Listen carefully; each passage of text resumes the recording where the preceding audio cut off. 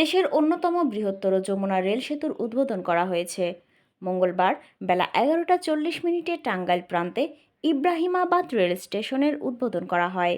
অনুষ্ঠানে প্রধান অতিথি হিসেবে উপস্থিত ছিলেন বাংলাদেশ রেলওয়ের সচিব ফাহিমুল ইসলাম। বিশেষ অতিথি হিসেবে উপস্থিত ছিলেন বাংলাদেশে নিযুক্ত জাপানি রাষ্ট্রদূত সাইদা সিনচি ও জাইকার দক্ষিণ এশিয়া বিভাগের মহাপরিচালক ইতু তেরুয়াকি। অনুষ্ঠানে সভাপতিত্ব করেন রেলওয়ে মহাপরিচালক মোহাম্মদ আফজাল হোসেন।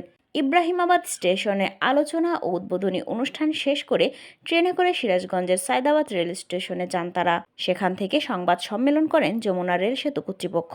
নতুন দ্বার উন্মোচিত হলো এবং এই সুবিধা আমরা রেলের আয়বদ্ধর কাজেও আসলে ব্যবহৃত হবে, কারণ আপনারা জানেন যে এখান দিয়ে কোনো কন্টেনার ট্রেন বা ফ্রেট ট্রেন বা গুডস ট্রেন বা কোনো ভারী কনসাইনমেন্ট কিন্তু আমরা পরিবহন করতে পারতাম না যমুনা বহুমুখী সেতুর যে